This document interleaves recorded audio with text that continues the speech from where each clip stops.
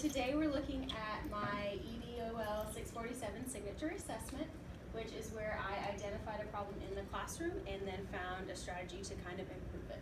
So this is the table of contents for the presentation. So we are going to look at our PLC agenda, and then I have a little bit of background information on my class, and then I've split it into part 1 and part 2 for the actual action research and steps for the project, and then kind of a quick reflection and citing my sources. So my vision statement for my classroom: all of my students will become lifelong learners and valuable citizens of the community by using problem-solving skills, becoming collaborative workers, and using creativity. They will do this through action-based instruction, where students will become effective communicators and critical thinkers who have a solid foundation in leadership, literacy, and technology, and can work creatively in both independent and collaborative situations.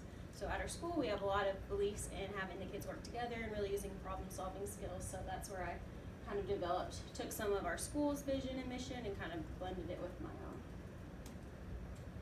Our agenda for today, we are going to, we called to order, we're going to review our PLC norms, and then we're going to walk through our PowerPoint presentation. And we're at the end, once I kind of present my project, we're going to take some time to participate in a sample whole class choral reading together, and then kind of just have a little bit of question and answer time. So our PLC norms: we will come prepared to PLC meetings. We will be engaged and fully contribute to our conversations. We will encourage and accept open feedback and new ideas, and we will maintain a culture where everyone feels safe. So just a little bit of background information on my class. This is a 5th grade classroom of 26 students. There's 14 boys and 12 girls. There is 5 gifted students for general intelligence, and then I have 1 gifted student in the area of drama. So any time to incorporate like projects or times when they can do skits really helps her in her identified area. There's no IEPs or 504 plans right now.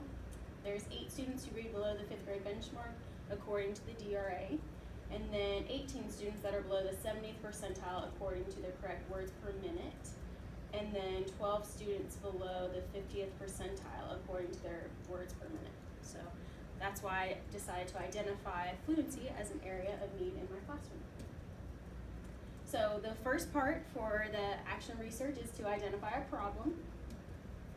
After considering my classroom's needs, I decided to identify the area of fluency, specifically correct words per minute, so that accuracy and are they able to fluently read the piece. I thought that this would help them become more successful and well-rounded readers. So this also connects to our growth goal for the year.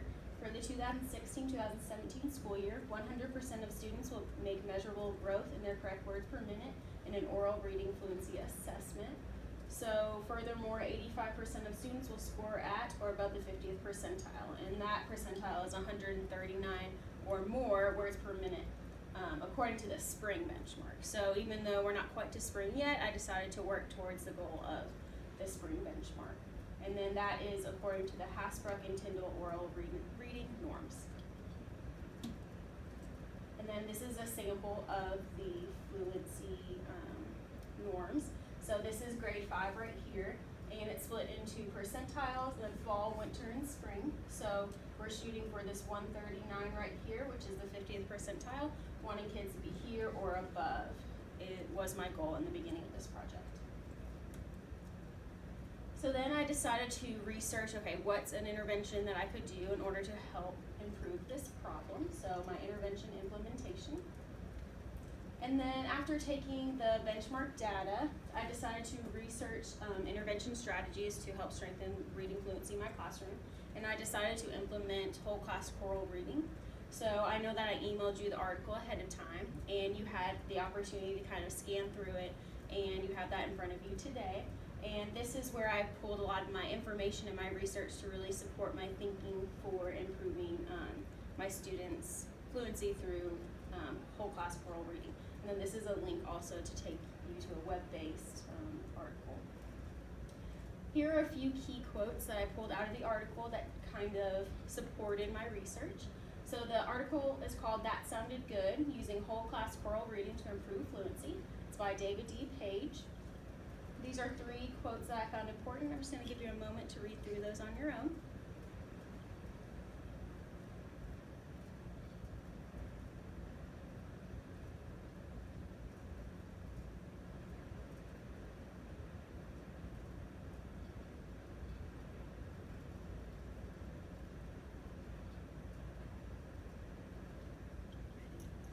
So just a few things to kind of pull out of that. Having the teacher model during the whole class choral reading is something that was really important to me, so that students can hear fluent reading, as well as kind of, if they get lost, they can jump back in easily by listening to where the teacher's at. Here, where it talks about using multiple, like, repeated readings or wide readings, I was sure to use some things repetitively so students had the chance to build that fluency, but then also a wide range of other texts that was switched out to kind of show that, okay, well, they can become good at a repeated reading, but also we need to be able to read any piece fluently.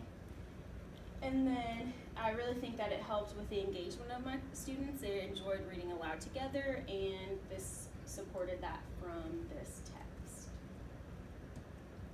So then the next step of action research is to actually implement the intervention plan.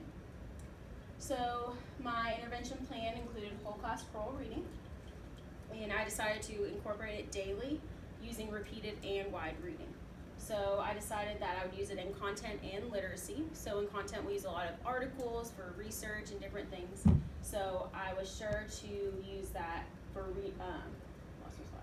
with our daily articles, and then also for giving reading directions and instructions. And then in literacy, we're going to read a text in the beginning using whole class choral reading, which will build schema and help the students work on their fluency.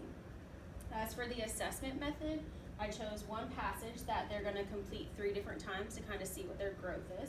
So they first did it as like their benchmark, and then after the end of the 3rd week, they took it as like a midpoint, and then they're going to take the same one at the end as their summative. So then we can see their growth over time.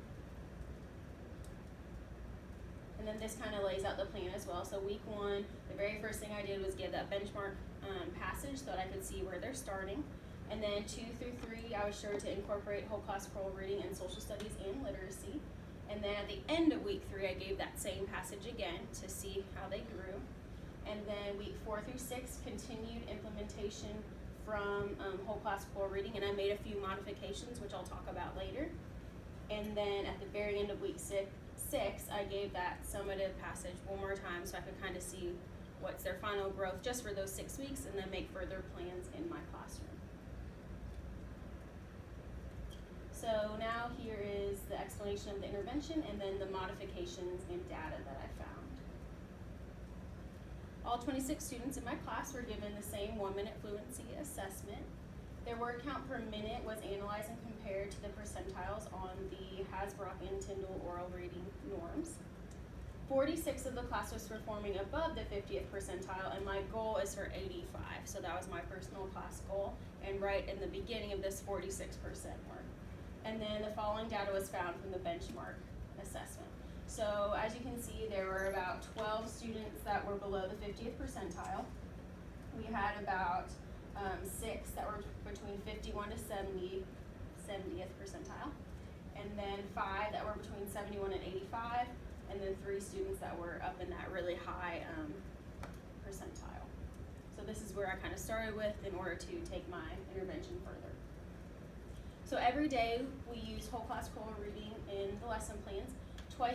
Twice daily, one time during social studies, another time during literacy. So in social studies, when we'd introduce a new article, we would read through the article all together first, and then even I would send them off with their partner and have them read it again out loud with their partners. They had that repeated reading, but also in the whole group and small group setting.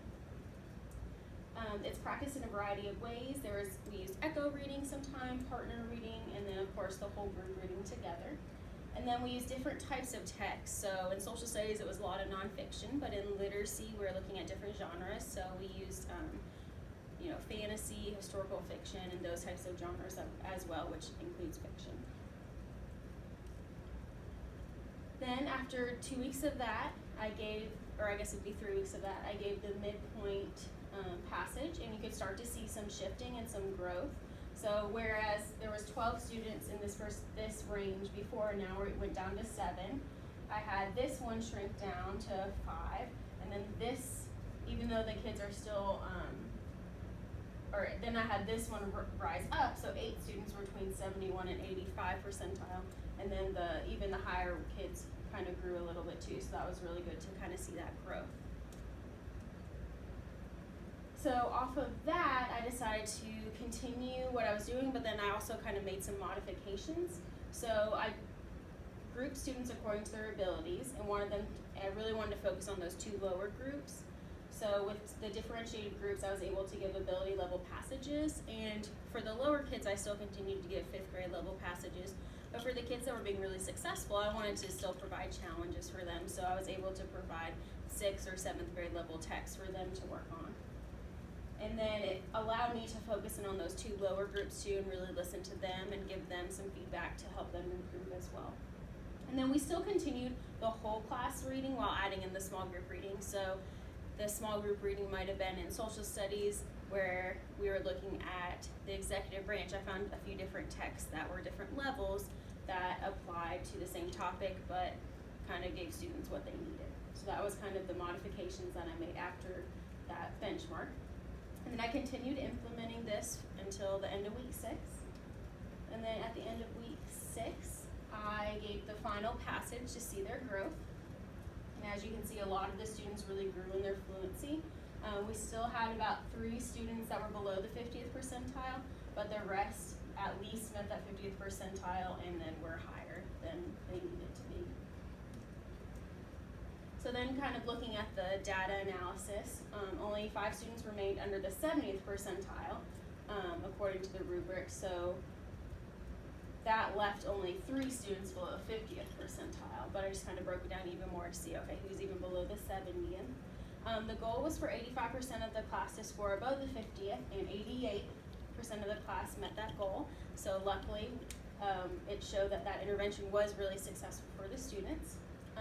It shows that most of the students are on track to achieve higher than the 50th percentile once the spring benchmark is officially time for the spring, so at the end of the year. It's showing that they're continuing to meet that growth, and that they should, most of them should exit on a grade level that is appropriate. And then I kind of reflected on what I've done the last 6 weeks, and then decided to make next steps. The success of whole class choral reading was apparent in my classroom. I want to continue to use this strategy in order to continue to improve my students' fluency. So I want to continue to use differentiated fluency groups to practice their oral reading. I want to incorporate other forms of whole class choral reading, specifically readers theater and then peer assisted fluency reading, kind of to keep things spicy and keep kids interested in what they're doing so they don't get bored of it. And then I want to give 1-minute fluency passages every 3 weeks to continue to monitor my students' growth, so that if there's a certain kid that maybe is regressing or that needs a little bit more, I can make sure that I check in with them. So those are my 3 goals for my classroom.